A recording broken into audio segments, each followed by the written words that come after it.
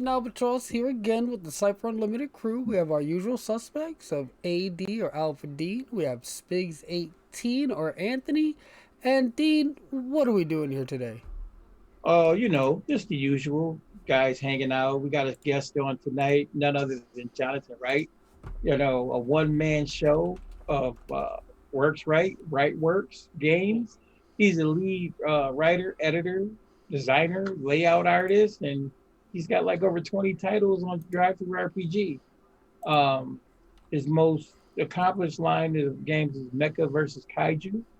And now, it started out in Fate, and now it's here in Cipher. He's developed a lot of ritual studying, countless supplements. It's just great to have you on the show, Jonathan. Welcome, welcome. Well, thanks a lot. I really appreciate it. And if you're going to tell us anything or say anything about yourself before we get started. Absolutely. I've been designing games since 2006. That was the first time they had a contest for game design for the True 20 role playing game, and so I sent them in this idea, Mecca versus Kaiju, and they loved it. So I got put in that book, and they gave me a license to print books for True 20, and that game line didn't really go anywhere. But turns out I was ahead of the curve because all of a sudden people were talking about kaiju movies coming out, and so I was able to kind of ride the wave of that, along with Fate Core, which just had you guys probably remember, just had an insane Kickstarter that I was able to make a game for, and then I fell in love with Cipher, and so I knew I had to port the game over to that. Nice, awesome. Anthony, you're muted. Oh, yeah. Can you guys hear me? Yeah, hear you now. It's truly evident that you have a love for giant monsters, robots, anime, the entire sci-fi genre in a whole. I mean, could you tell us a little bit more about yourself and the company, and how did you get into role-playing games in the first place?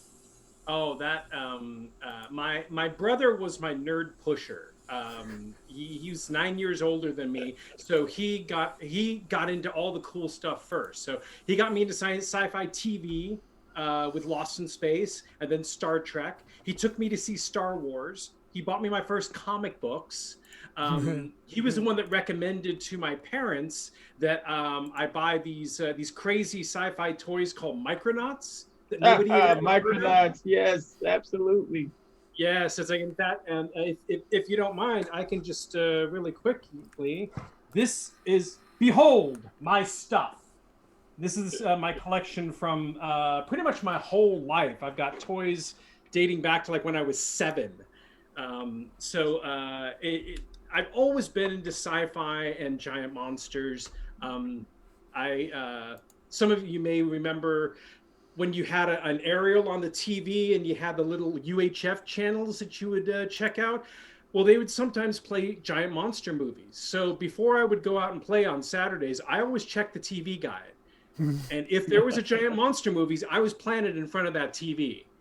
So yeah, my love of it runs deep. And about that same time, anime was coming over, getting translated through Star Blazers and some other shows. So I was big into anime as well. So those two ran side by side.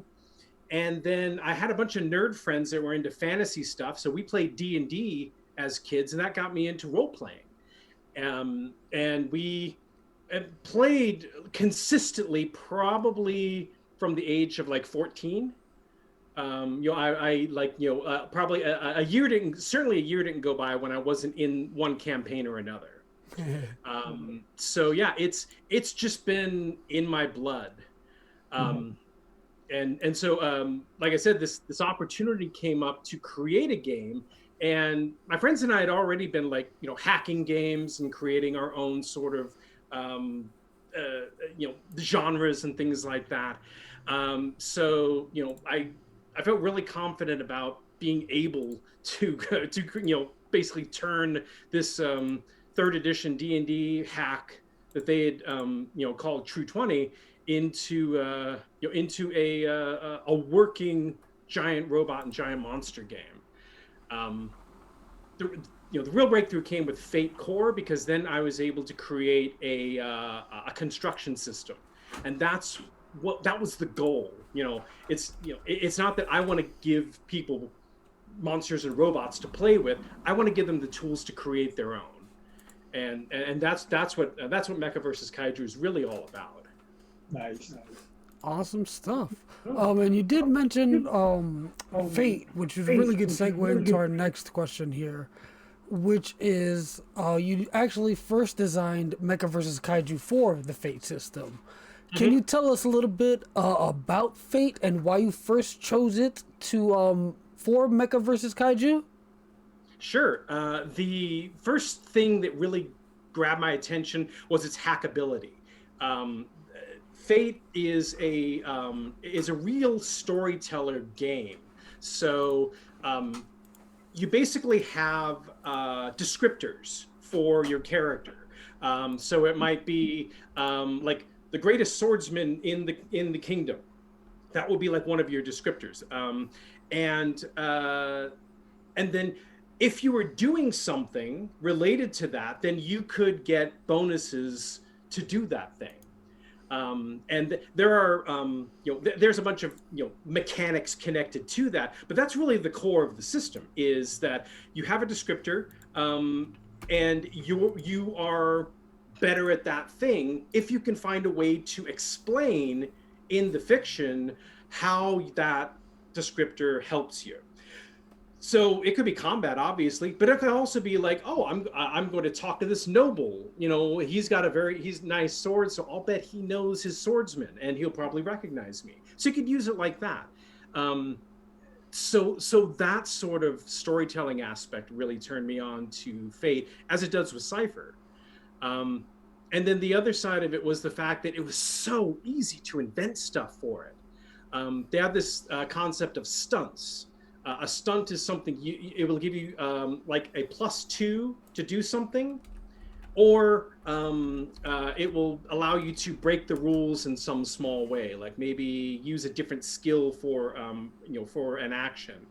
So they were just really like small bonuses, but if you collect all these little small bonuses together, you can create a superpower.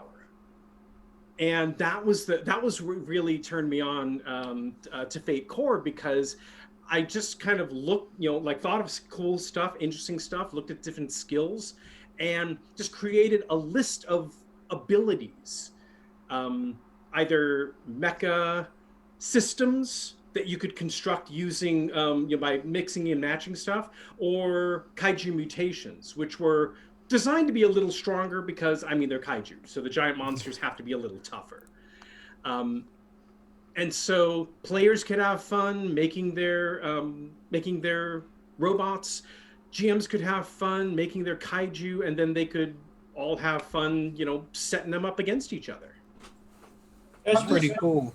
I'm just curious, was Fate your first choice, or that you started designing the game and then ran into Fate and said, hey, this is like the perfect place for my game? That's a great question. It was actually kind of serendipity. Fate Core had just had this massive Kickstarter success, and that's what got my attention. And of course, they were smart in just putting the basic rules up online so that anybody could see it. So I was like, okay, I'll check this out. So while I'm thinking about this game I want to create, I'm looking at Fate and I'm seeing just how well I could, mess with the system to really do what I wanted to do. It also tied in with some of the character-related stuff I wanted to do. I wanted to create archetypes for characters with packages of abilities built in.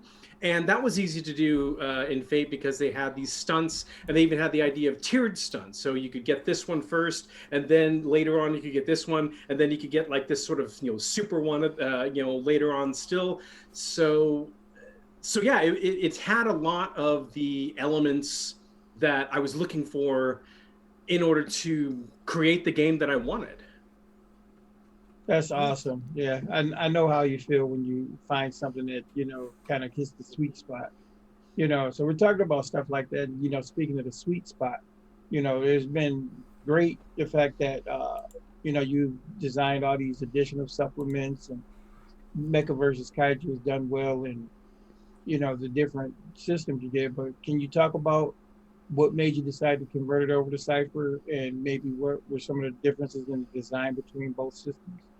Absolutely, yeah. You talk about finding the sweet spot. That's what happened. I was at a convention, and I'd always been interested in Numenera. When I first heard of the first Kickstarter, I was at a point in my life when I couldn't afford to get like even one book. I'm a teacher, and in 2008, a bunch of teachers lost their jobs because the housing market crashed. And so a lot of us were kind of in trouble at that point. So I was in no position to get in on the first Kickstarter, and I really felt I missed out on that. So I got in the second one, and then I had the opportunity to actually play it at convention. And that's what really made it click for me. The idea of the description for the character was a lot like aspects in Fate. The abilities were crunchy, but the crunch all served the story. And you had these great storytelling mechanics built in. The XP system, the intrusions, player intrusions, the idea that the player can narrate things, which is also something that's in Fate.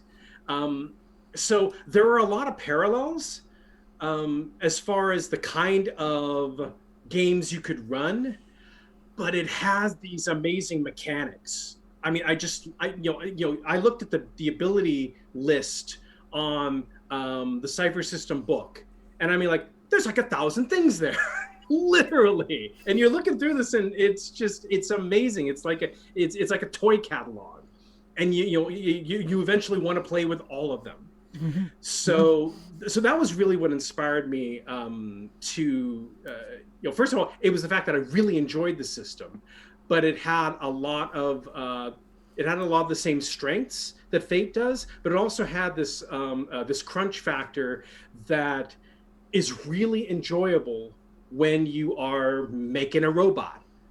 So I'm going to make him fly, and I'm going to give him a laser gun, and and a radar dish, and it's like building with Legos.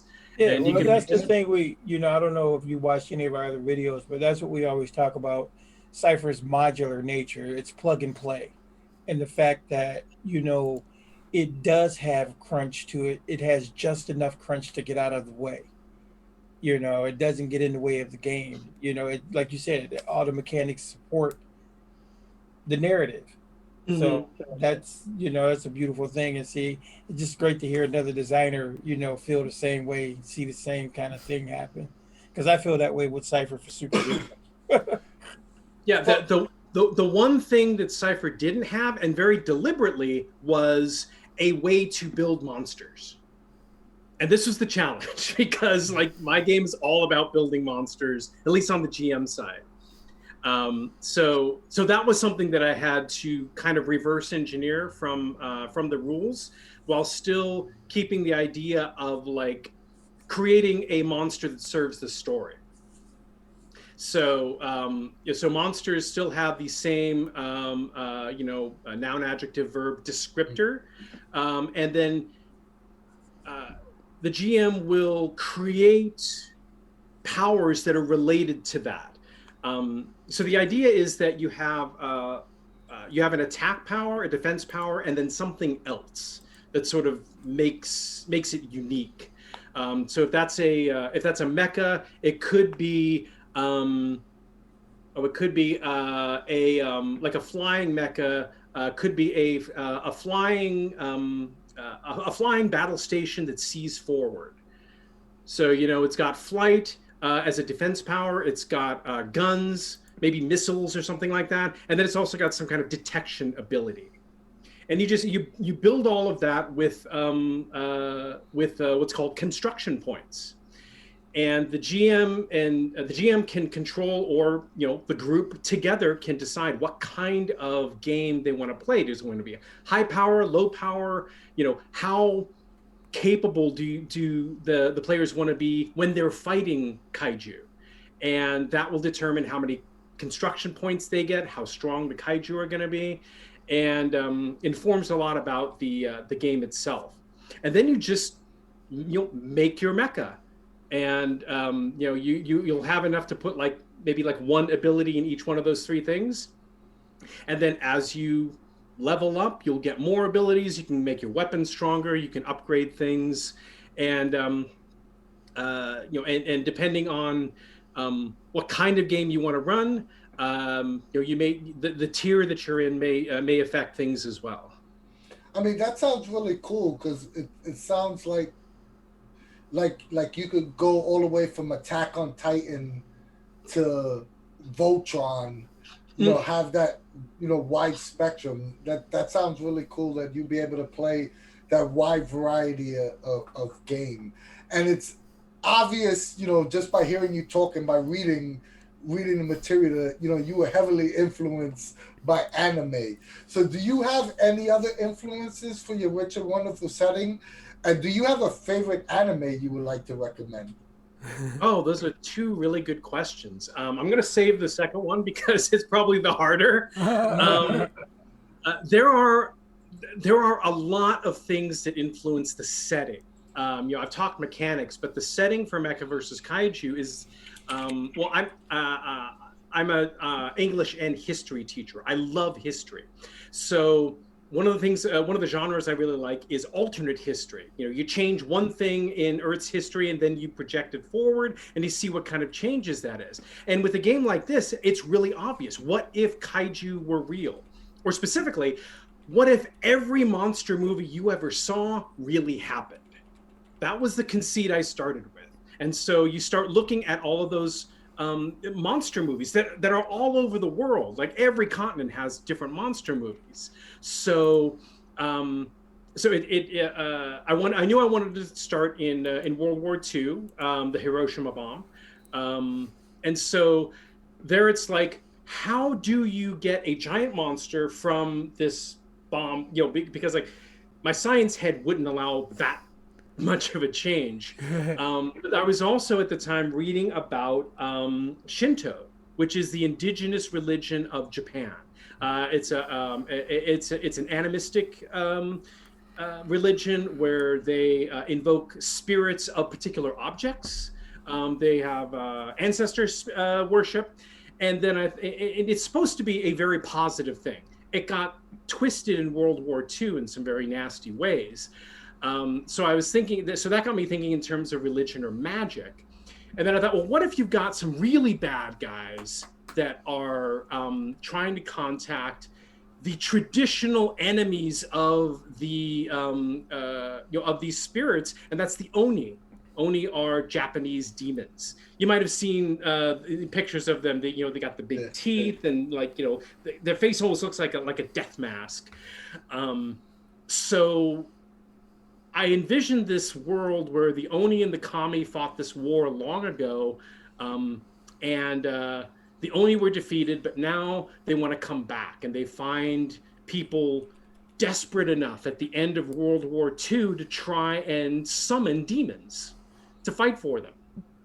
So they summon a demon in the holy city of Hiroshima on a very unfortunate day. So what happens is you have a nuclear irradiated demon tearing across Japan. Oh boy. Japan contacts America. They say, please, please, please take away the monster you dropped on us. And Americans are like, huh? So the first kaiju is actually defeated by a combination of American forces, Japanese, and the second atomic bomb. So that's my like setup, and now I'm thinking, okay, going forward, how does that affect things? I have a good friend, John Phillips. He was like my my D&D DM as a teenager. We went through all the crazy modules, and so he was the one, while I was bouncing ideas off him. He said he was thinking about Asia and what was going on during that time, in the 1950s, and he's like, kaiju on the DMZ. And I'm like, and he goes, yeah, the demilitarized zone between North and South Korea. What if there were kaiju on that? And that was it. I was off to the races. I got North Korean spies stealing kaiju DNA, making crazy monsters, and unleashing them on the world. Nice. That sounds awesome, actually. I know, right? So, and then all of the stuff in the setting is derived from that basic idea. What if these creatures are real? How does that affect the rest of the world? Awesome. That sounds like a really I really like that take, the alternate universe take on all, like, real world, and kaijus are just dropped in, like, hey, what happens? And I really dig that. And with all the interesting stuff that you mentioned in this setting, do you have any plans to release another different setting book for the Cipher system? Maybe something that's not Mecha Kaiju, or maybe a Mecha Kaiju supplement, something of that nature? Yeah, absolutely. I've got I'm working on there's a what do they call it? A toolbox supplement that I put out called Sensational Cyber Squad Go, and that was based on tokusatsu and Power Rangers style shows. There are a lot of different options in there, and some sort of inspired settings for that. For my existing supplements, I created Steam and Steel, which is a steampunk supplement. That allowed me to kind of get into my. I really like. We have a thing out here called Dickens Fair, which is a in the wintertime. It's basically like they turn a big. They turned a big building into London in like the 1800s, and so you get to walk around with top hats and act like you're in a Dickens book. So I really liked steampunk, and was able to come up with some really interesting ideas with that, combined with some crazy conspiracy theories that you probably heard online about, like shape-changing lizard people who are actually secretly in charge of the British government. So, so a lot of fun stuff there. Hey, Jonathan, and not to cut you off, but Lewis Jr.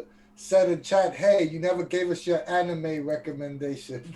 Oh, y'all, you're not going to let me get away with that. Okay. So I gotta admit, I am very much sort of an old school guy. There are some things that that I've seen recently. Knights of Sidonia on Netflix was amazing, and I think the best anime are the ones that set out to say, like, I'm gonna make a giant robot anime, but there's gonna be a really good reason why they exist, and that's why my favorite series is Gundam. I just eat up every new Gundam series comes out. I just chew it up like candy. But my heart still beats for the original series. In fact, they just did a recent one called Gundam Unicorn, which goes back to the original timeline, and that was an amazing series. I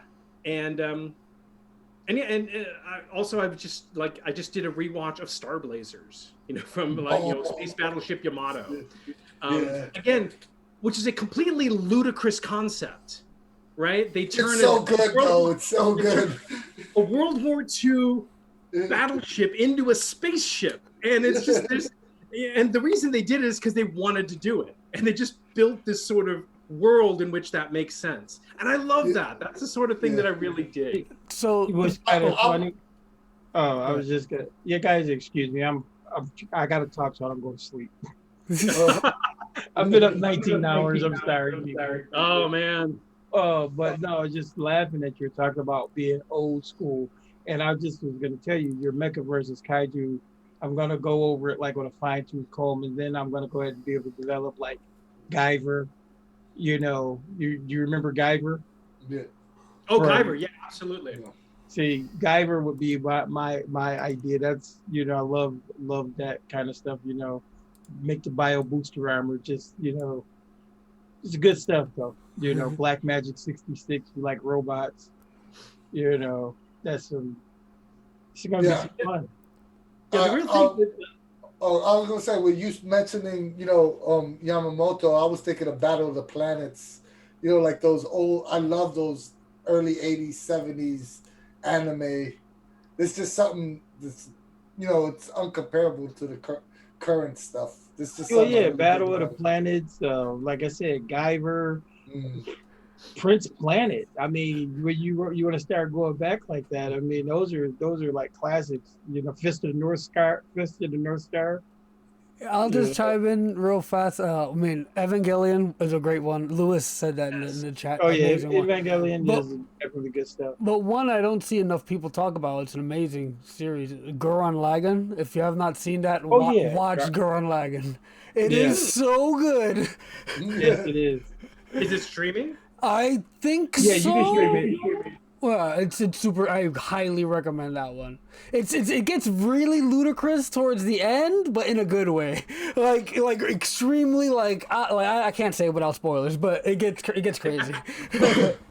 One thing I provided in my book was a watch list of stuff that people should really check out. So like Gundam is on that list. Another one is there were two Godzilla movies that came out in the early 2000s, the Millennium era, called SOS Tokyo and then Gundam. I'm saying Godzilla against Mecha Godzilla. And these were specifically in this like 2002, 2004. It was a two-part story. It was continued in the other movie, and in my opinion, that's like the best live action interpretation of what the Mecha Assault Force, which is like the military group that defends Japan. That's the best look at what it would actually look like and function. Well, that one's good. Don't forget if you bringing those up, you can't forget Final Wars either. Final Wars was crazy. Yes, it was. It was absolutely.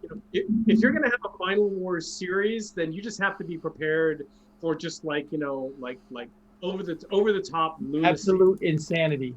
Yeah, and just run with it. Before Dean asks his question, I was wondering. Oh man, I lost my train of thought when you guys had all these. I had a good question to ask. I really did.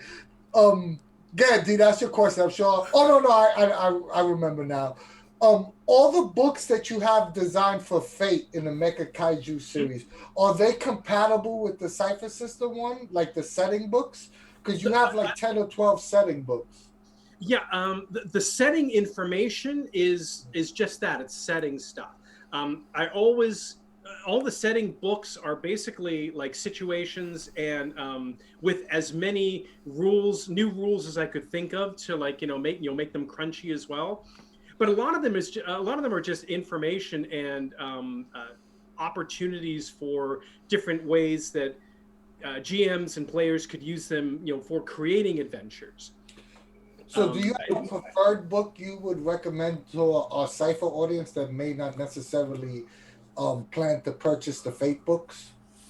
Sure. I think probably Fate of the World might be a really good one, or Fate of America. And obviously, I'm playing on the Fate idea there. It's like, want to get people's attention, right?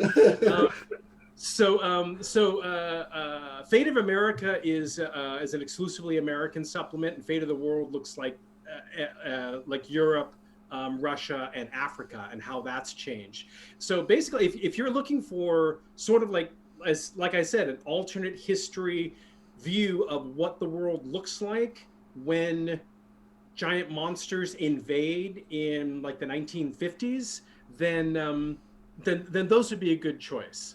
I'll give you an example of like taking an idea and running with it. Every giant monster movie that was ever made is real, right?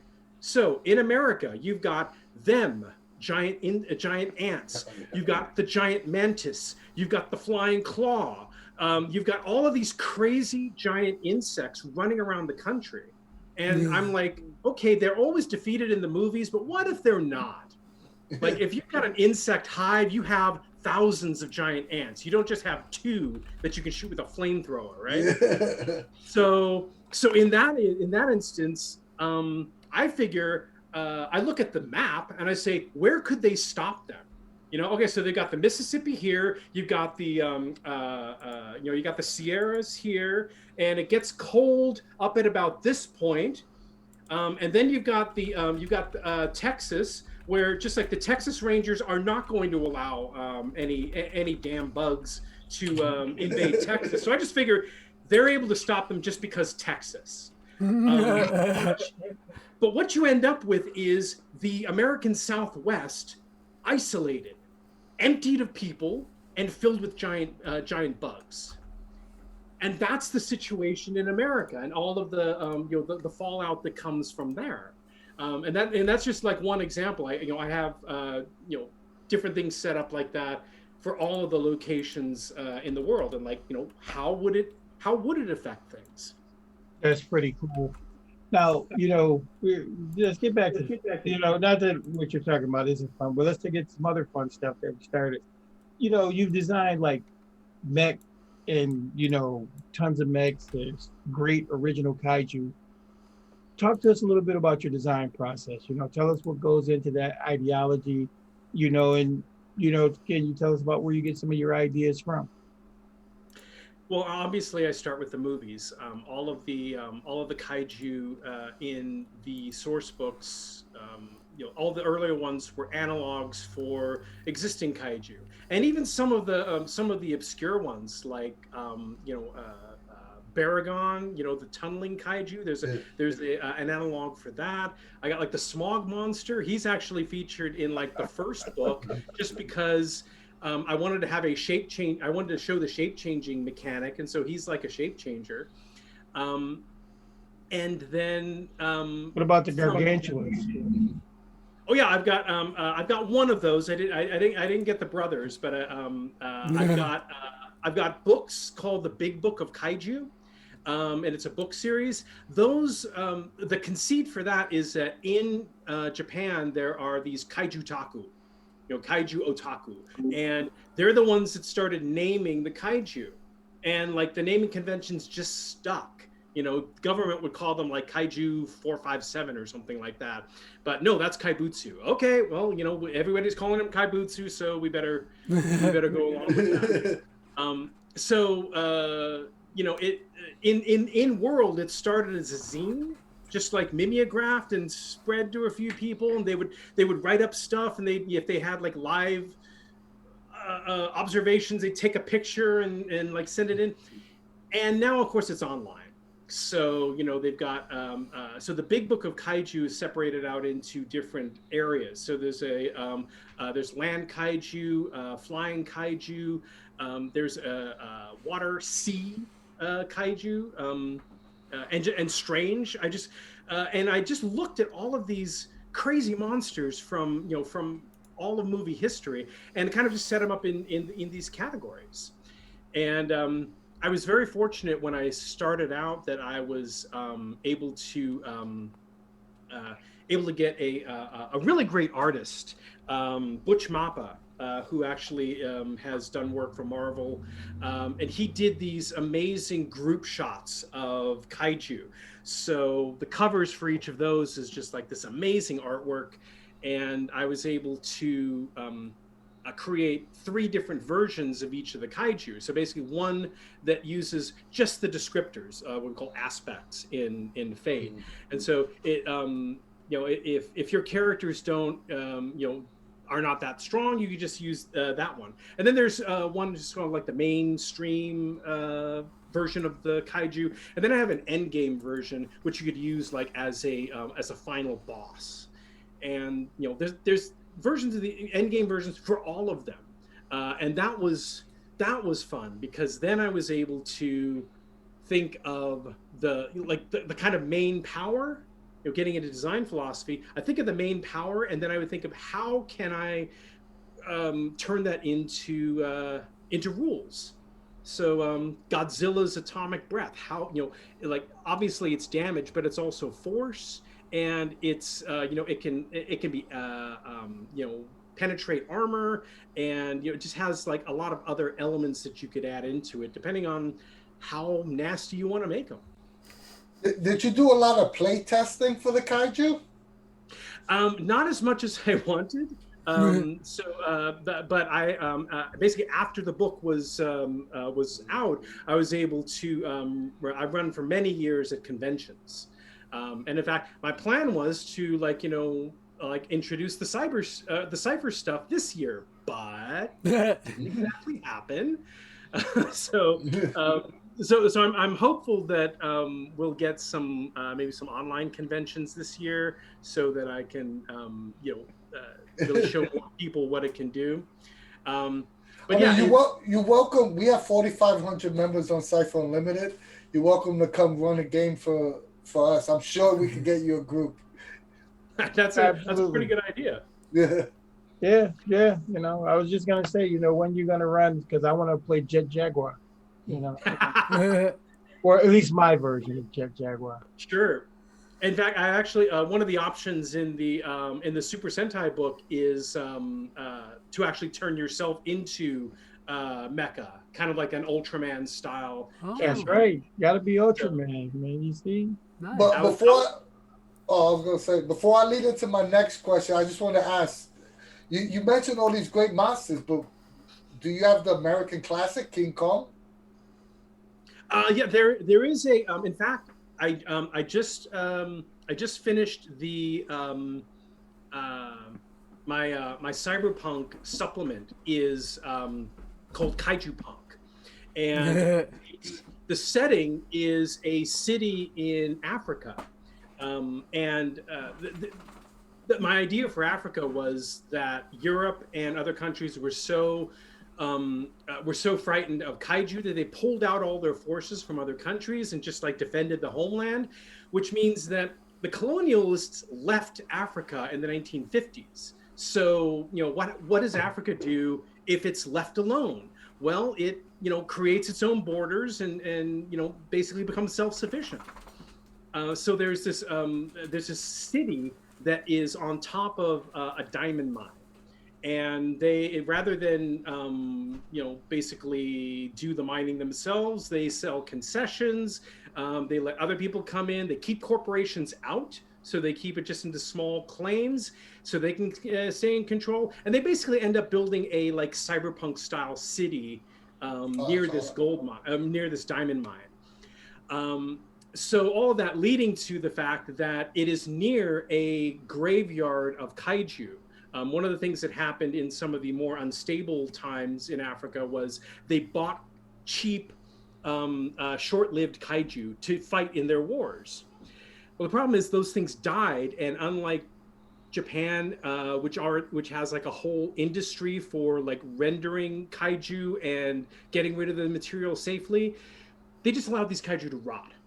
And so you get mutations, and you get things like this 60-foot ape who's living in this jungle, protecting his family, which is literally his family. But it's just, these are regular size apes, and he's just this guy that can kind of pop out of a jungle canopy and look around, right? So part of the fun of creating analogs for these classics is finding ways to work them in naturally into the into the setting, and basically like a wink and a nod, do you know who this guy is? Give him enough clues to kind of figure out what kaiju I'm sort of honoring there. Awesome. Well, I got know you're looking forward to Godzilla versus Kong then. Oh man, it's just like they've been teasing us for so long. I mean, I just saw another Facebook post like they're gonna put out the trailer soon, and I'm just like, yeah, I'm really excited. You know? Did you see the sizzle? Did you see the sizzle reel? Oh, seeing the what? The sizzle reel. I did. Yes, the 5 seconds of footage I basically put on a loop and tried to find out as much as I could from it. Yes. And the shorts of them fighting on the aircraft carrier and stuff. Yeah, it's I mean, it looks fun. It's gonna be off the chain. I know. I just hope that I just hope we're in a place where it's safe enough to see it in a theater, because like that's where you really need to see a Godzilla. No, you want it. Listen, I saw the first Godzilla. The one in 2014. I got to watch it on an IMAX screen, and it was glorious. To see Godzilla, 5 stories tall was, so yeah. That's actually one of my favorite movie experiences was seeing Godzilla 1985, like way back when. And there's a moment in that where it's really hard to capture this apparently for other directors. Like the 98 movie never had a moment like this, but it's just this slow pan up from his feet to his head.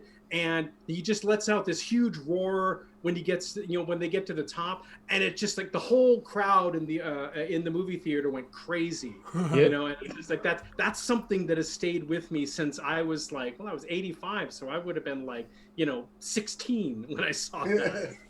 Exactly. You have done a lot of great work in the anime and sci-fi space. Are there any other genres you would like to design for or tackle next? I'm actually planning a fantasy book. D&D runs in my veins, so I've always wanted to do a fantasy game. And one of my favorite anime is Aura Battler Dumbine. Anybody ever heard of that one?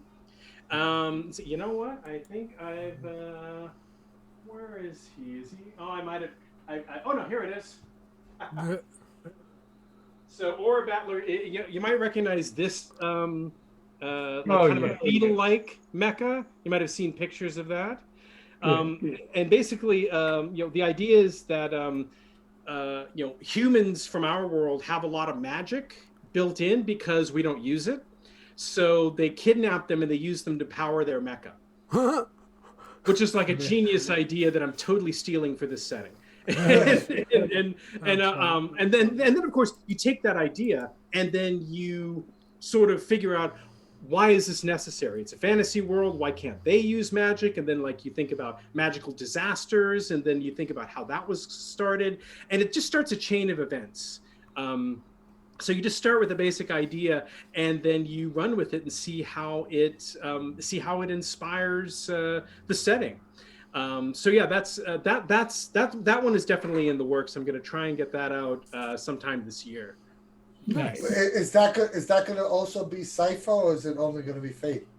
Well, that's the thing. I like you guys said, I have a lot of setting stuff for Fate, and it's just been a question of is there enough desire for for Cipher versions of this? I would love to put them out, and the fact that MCG has this mechanism for anybody to play in their with their toys is just amazing. So I'm definitely thinking about putting out more books. I would love to do just a big book of like a main book, kind of the way I did with Fate. It's just a question of whether there would be enough interest. Nice. The people on the Discord definitely love looking at all different kinds of settings. So if you went and talked about it, you the author, they might be pretty keen to listen. But I don't know. That's just throwing it out here. Hey, that's a good idea. The server has 4,500 members, so you might get some traction. But find out from them what kind of setting they would want. That was one of the things that I did early on was talk with people, find out what they wanted to see, and then provide that. So that was where the steampunk idea came from. Somebody said, yeah, that would be great if there were like these big clunky robots and in Elizabeth or Victorian England. And I'm like, yeah, it would be cool, wouldn't it? But we've talked about a lot of different giant monsters and kaijus and mechs. Could you tell us your personal favorite giant monster and your personal favorite mech or robot? I'm looking at him right now. I got the big guy right over here. It's got to be Big G. I mean, there's just no there's no alternative to this. This, by the way, is this is like the old Shogun Warrior guy. He's got the little flying breath. But in 2015, they did a reissue of it, but they redid the face. They did a new sculpt, and I don't know if you can see this, but they used the 1965 Showa era Godzilla for this. This is I can see it. He kind of looks like baby Godzilla. Eyes you would see in like this is a movie replica basically, and so that was one of the things. One of my Grail items was finding that, and I was able to find that a couple of months ago. That was my Christmas present. Like baby Godzilla. Well, well, that was the whole point. That was the whole point. He did, they looked alike, when they first did it, the 60s version. That's one of the coolest things about Godzilla. There was always an evolution to it, always an evolution to him. Like, remember when he fought Biollante and he, disintegrated, and then baby Godzilla took over. So if you and I'm glad you brought up the 90s movies, because the kaiju movies are separated out into eras based on the emperor who was ruling at the time. So Showa was the era, the emperor's era in 40s, 50s, 60s. So you got the Showa era movies, and then when the new emperor came into power in the 80s, that was called the Issei period. So they recreated Godzilla in 1985 and basically said he was in Japan, he was in Tokyo in 1954, and he's been gone ever since, and now he comes back. And it was a reset. And it was like being, I'm a kid, I'm able to get on the ground floor of a new Godzilla series. I was so excited. And they took that idea and they had a continuing storyline. So it was episodic. So, it was a real series that built upon the previous movies. And that idea of evolution they played out, in real time as you saw these movies. And but that was the thing about them, and they were always pretty tight with it, because even like in I think it was either Godzilla SOS or Final Wars, where they were doing the rundown of Godzilla over the decades, and they even mentioned the one with Matthew Broderick, the 99, where he's like, oh yeah, he was seen in New York City, but that really wasn't Godzilla. Oh yeah. Yeah, I love it. Great. And that was a new era. Like in the 2000, they finished up the Issei Godzilla movies in the late 90s with Godzilla versus Destroyer, and they actually had Godzilla lose control of his powers and basically have a meltdown. But of course, he defeated the bad guy before that. But they actually killed Godzilla on screen. I wept. I was crying when Godzilla was dying. Look, Godzilla. I've watched Godzilla die twice, because you remember they killed him in Destroy All Monsters too. And so I cried there. And then of course, when he had the meltdown, that's what I'm saying. When he had the meltdown, and then baby Godzilla, was actually infused with the power. It was pretty cool. So, I mean, we've talked about all of this stuff. Oh, hold on, he didn't mention his favorite big robot. He said Black Ore. He said Ore. So. It would have to be Gundam.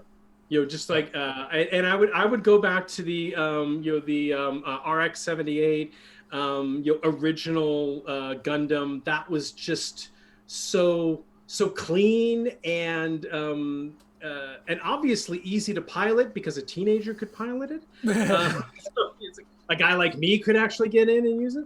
But yeah, it was this idea of that was actually where I got the idea for the sort of mainstream, sort of mass-produced mecha of like the 80s and 90s. The 70s, they had super robots. So you had Mazinger and Raideen and these just like singular, the Shogun Warriors, exactly. And so you just have these singular giant robots duking it out. And in the 80s, it was, late 70s, early 80s, it was more like, no, they're like soldiers. And so these are like tanks. And so they're, that's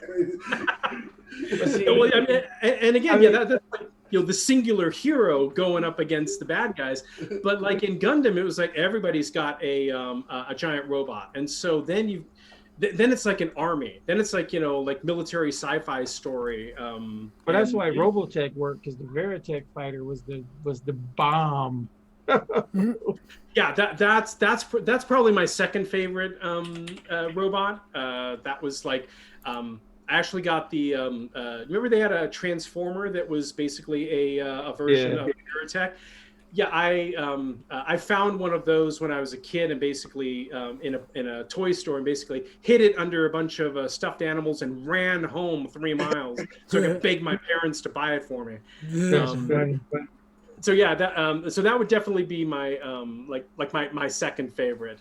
And again, that's like that a military that's using robots. So against basically giant monsters. It's just giant monsters are alien people that are giants. So yeah, you can do so many different iterations of this concept. Building on the giant robot and giant monster idea, and that's what I really love about this game and about the genre, because there's so many different directions you can go in it.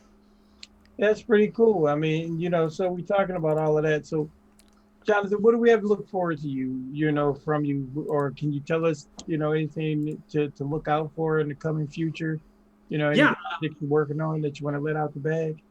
I've got I'm coming up, like I said, I've got a fantasy setting that I'm coming up with, and then there's another campaign setting I'm working on called Mecca Raiders, which is set in a future where the kaiju win.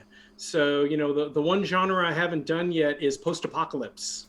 So what happens if the kaiju win? Well, it's really bad for humans. And so, you got kaiju running all over the place. Humans are essentially trying to scavenge old mecha and building their own, building their own robots. So, there's going to be mechanics for like, maybe it doesn't work so well, or, how good are you at putting this thing together, and how well will it hold up against a giant robot? There'll be rules for, what do you find in these ancient military bases and stuff like that. So it's kind of an homage to Gamma World, which is another favorite game of mine. Where they would basically have just like big charts of stuff you could find, like random things you can find. So maybe you find a mecha actuator, or maybe you find a can of tuna fish, and they're both useful in their own way, right? Yeah, Gamma World was awesome. Before we move into our rapid fire questions, we have a question from the audience. Al, you want to read it? Yeah. So Louis JRT asks, in the setting of Mecha versus Kaiju, is the science clear about Kaiju, or is it still loosely trying to explain them? And they make another comment. I don't know the I don't know. Goldenrock. Yeah, you want to read that comment, because I don't know the reference. So like he's saying Goldenrock, the last episode, a hero decides that instead of staying on Earth, he goes back to his home planet to restart his whole race. The only other from his planet is his sister. I recall the awkwardness that I felt as a child for this. Then he said he's sorry for the comment, but it was the trauma was real. That reminds me of that old movie Blue Lagoon. You remember that, the Brooke Shields movie?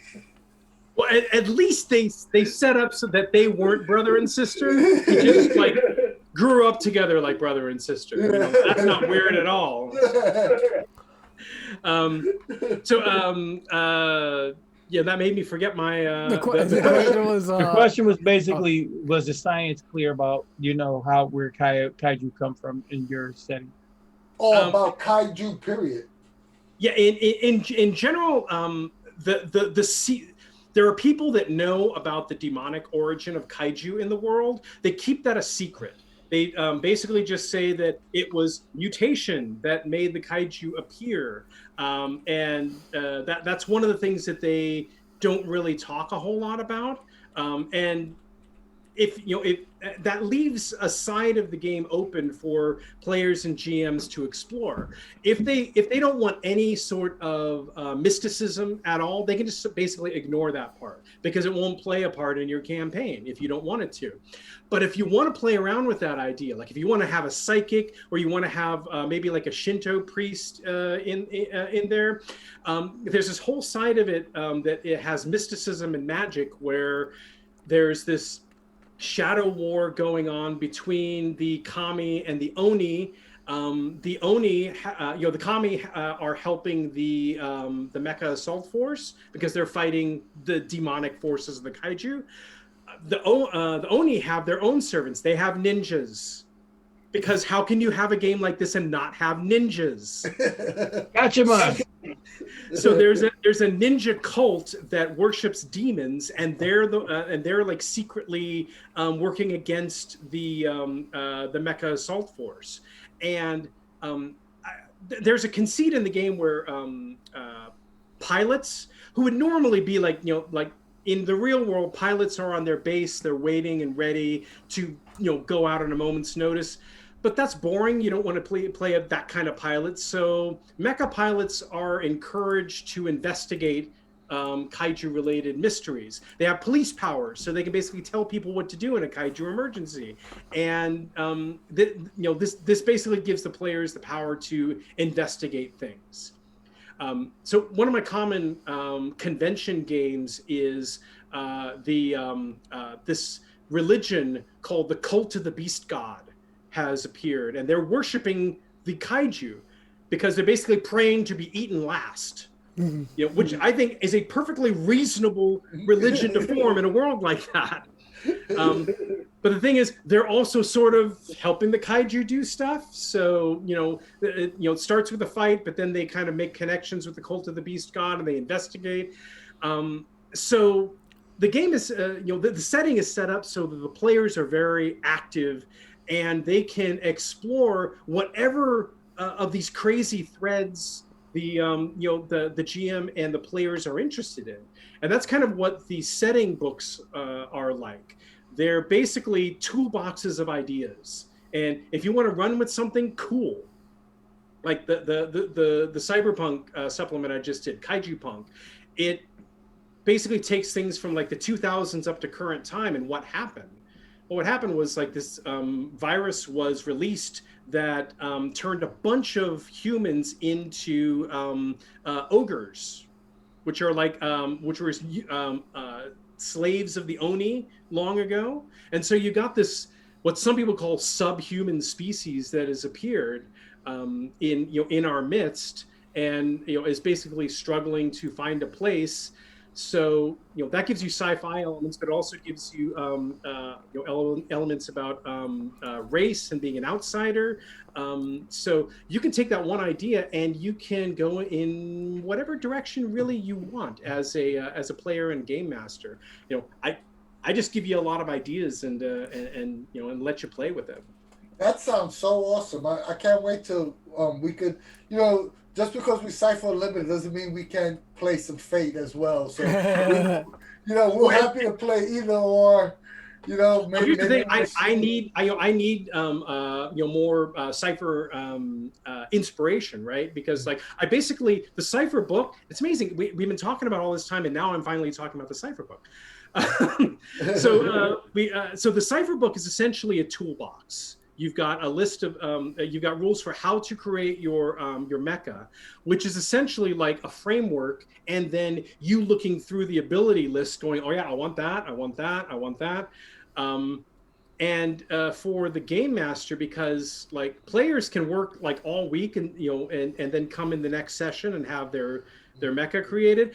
The game master has to like make 3 kaiju in a night and to put up against. So the kaiju creation rules are basically a list of abilities that have been reverse engineered from all of the monster abilities. So I went through all the books.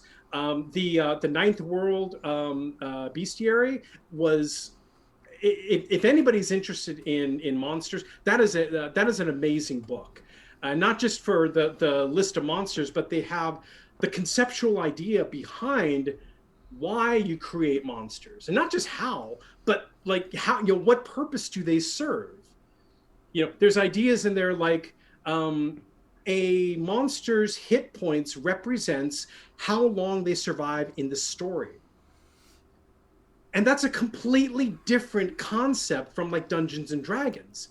Dungeons and Dragons just like, you're going to fight this dragon for 10 rounds and maybe you'll kill it, right?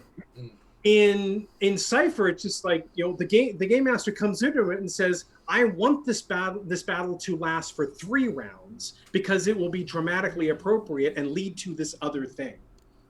And in that case, then you just say, okay, 4 starting level PCs can pump out about 10 points of damage a round, so 30 points. And maybe they score a lucky hit and they take it out in 2, or maybe they have some bad luck and it lasts 4 rounds. But you can gauge things like that. So there's conceptual ideas that I picked up from the Ninth World monster book that I put into the Cipher book in the kaiju design section. So there's rules for how to decide the way your kaiju interacts in your story. So it's not just a toolbox for making cool monsters, but it's how do you incorporate giant monsters into a game and make it fun and interesting for the players, and that was really important to me. Nice. I mean, we could definitely, we're gonna put it through the test. We'll grab some people from the server. We'll test it out and run it through the rigors of the Cipher Unlimited crew, because we do some pretty crazy stuff. So I'm pretty sure that we can get really gonzo with it. That's been my the most fun thing about running Cipher is just the ease with which you can run a game. Like I had a game, it was actually that investigation game. The investigation was planned to be like short, maybe like 15 minutes, 20 minutes. They decided to infiltrate the cult, and they basically spent the next 3 hours gaming out how they got one guy into the cult and everybody else was helping them. And in game time, it lasted 4 months. And I had no plans for it whatsoever, but all I had to do was think, target number 3 for most things. If they're good, target number 4. If it's a boss, target number 5. Nice. Throw in a couple of special abilities, like maybe they've got a stunning attack if something happens, or like maybe somebody has really good at detecting lies. What are you going to do about that? So yeah, it's I was able to off the cuff run this 3-hour game with just that little bit of information. So yeah. That's the thing I love about Cipher. It's so easy to game master. It's so easy to game master. It's so easy to play as a player. There's very few mechanics you have to memorize. You basically have 3 core mechanics for the entire system. It's so easy to teach. Yeah, that was going to be my first game. I'm just like, wow, I feel like kind of a badass. I'm a first level character, but I feel pretty cool.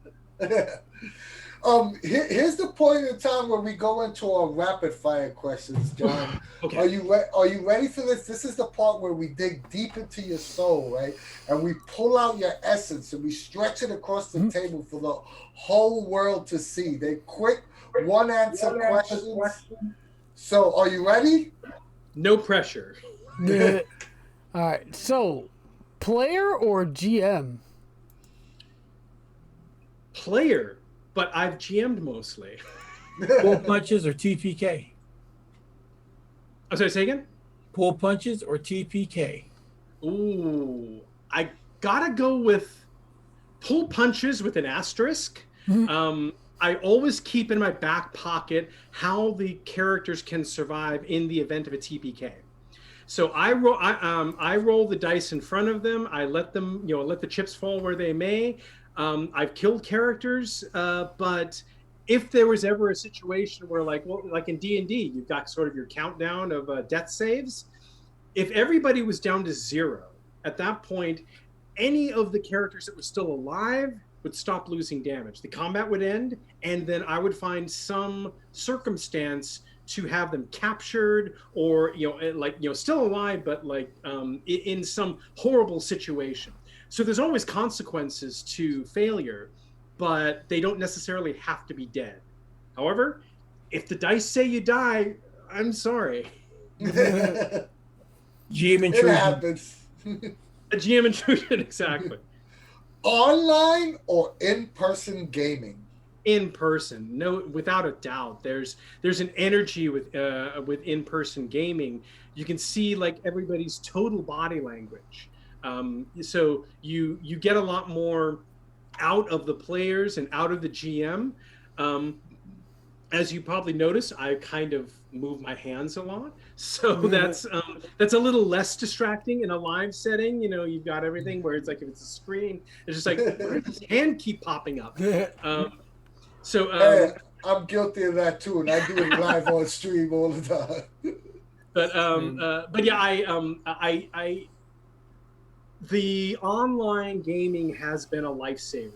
The fact that we can do this, and do it all over the country and with anybody, the fact that you guys are in 3 different parts of the country, that's insane, and yet you can keep close, you can make connections, you can still game. So I much prefer the face-to-face stuff, but I'm very thankful that we're able to do this kind of thing. Most definitely. Announce the difficulty number or keep it secret? I like to announce them, at least for starting characters, for starting players, because they're still learning the system, and they need to sometimes be reminded that you can you can spend pool points. You might have different things that you can put into play. So it also makes sure that the players understand what they're getting into. Sometimes it can be a little intimidating. It's like, yeah, it's target number 5, and you just stare at them and watch them sweat. So that can be fun. But yeah, it's I just like to tell them what the target number is, because it feels fair. Salty or sweet snacks at the table? I'm sorry, say again? Salty or sweet snacks at the table? I gotta go salty. I know a lot of people have a sweet tooth, but I love chips. Yeah, you gotta have your chips. RP or combat?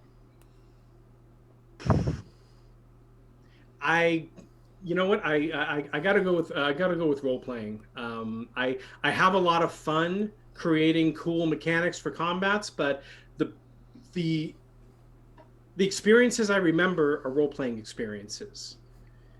I remember in college having an in-character screaming argument with another guy who was also in character, and then at the end, after we've screamed ourselves hoarse and the scene is over, we're like, damn, that was awesome. There was 0 animosity. We were all in our heads and in our characters, and it was an amazing moment. And obviously, it stayed with me. So yeah, it's the combat is sort of the flash that that keeps things fun on a temporary basis, but the role playing is what stays with you.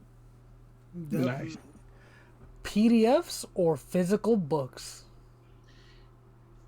I know I'm gonna sound like a heretic, but I kind of like PDFs.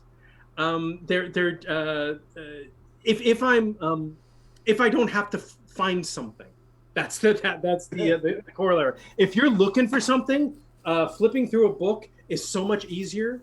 If they could figure out how to replicate that on a PDF reader, like I would toss these. But yeah, the search function in a PDF, yeah, there's nothing better than that. You know, I mean, because I'm looking up stuff all the time, and I'm like, where is it? Sir, find. Oh, there it is. No, that's... Pen and paper or digital notes? I do digital notes. I've been writing since middle school. You know, I was always inventing stories. Like I think Star Wars put the zap on my brain, and I started inventing sci-fi stories in my head.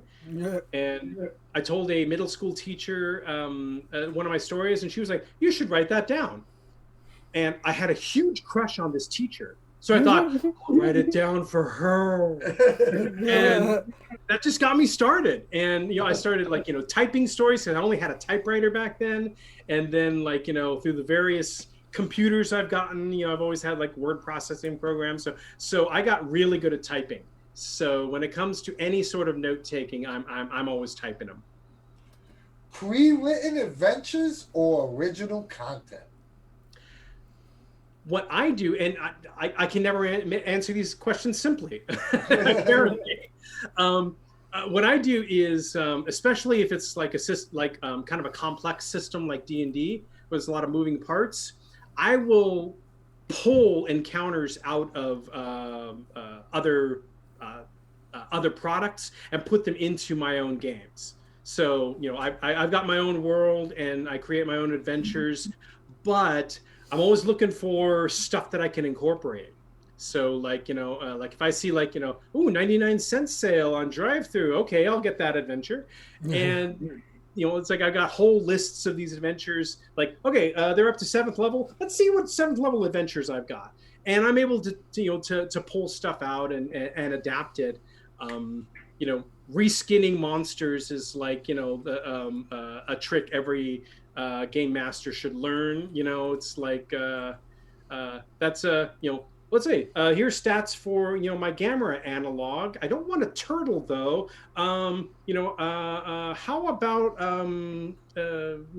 how about just like an armadillo? Yeah, we'll make him an armadillo and just use the same stat, right? Because he's armored. Who cares whether it's a turtle or an armadillo? So yeah, I definitely use pre-written adventures, but it's all in service to my game. Well, you passed. Great job. Woo! You passed the rapid fire questions. Can you count, suckers?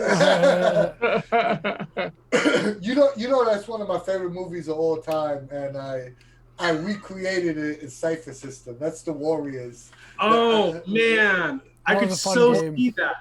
And what's really crazy, and I'm still happy because I literally got to do the final line just like in the movies. Like, you warriors are good. No, the best. But and scene. Yeah. Dean, you want to do your outro? Oh yeah, I'm sorry. Yeah, guys, I apologize. I'm falling asleep here. 19 hours and cut him some slack. But it's we're at 20 now, so. So, like I said, everybody, out there, thank you for hanging out with us tonight. Thank you for coming on the show, Johnathan. And it was great. I had a blast. Keep up the great creations that you're doing.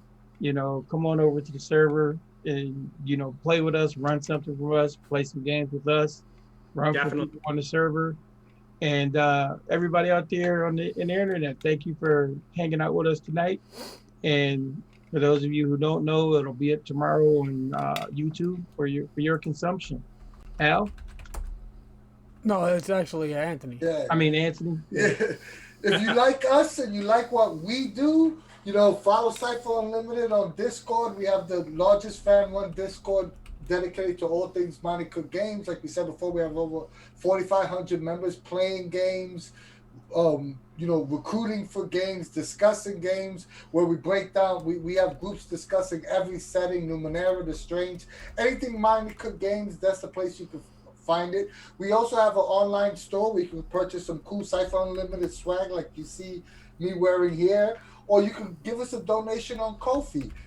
Like I said, our videos will always be free, but every little bit helps. It helps us with little stuff like Zoom course. And like always, we love you guys, and we want to see you and play with every single one of you. So join our Discord. Last but not least, I forgot to say this. Please like, share, and subscribe to our YouTube channel, or give us a follow on Twitter, because it'll be greatly appreciated. And thank you again, everybody, for stopping by. Thank you, Jonathan. For our viewers out there, where could they find your stuff? I already posted the links for you, but do you have a Twitter or Facebook, something like that? I do, yeah. On Twitter, at Mecca Kaiju. We've got a Facebook group that you can just find by just searching for Mecca versus Kaiju. I have a website which basically will point you to all of the places where you can buy products, which is just meccaversuskaiju.com. And that's pretty much the where you can find me. Awesome. And I do have those links posted in the chat there, and be sure to check them out, guys. If you want to check out I just want to say before you sign us out, Jonathan, thank you so much. You're a very talented writer, and I want everybody on our server and everybody watching this video to go out and support, because not only is it a great product, it looks hella fun to play, and I'm happy that you made a Cipher system. So but I'm, like I said, I'm not averse to playing Fate, and you got some really cool supplements out there, and I want everybody to check them out. Well, thanks a lot. Appreciate it. Most definitely. And thank you so much again. Thank you, everybody, for watching. And be sure to check it out on YouTube tomorrow. If you missed the beginning of it or something, I'll be back up there tomorrow. And as usual, from us at the CU, we will see you later. Ikimasu!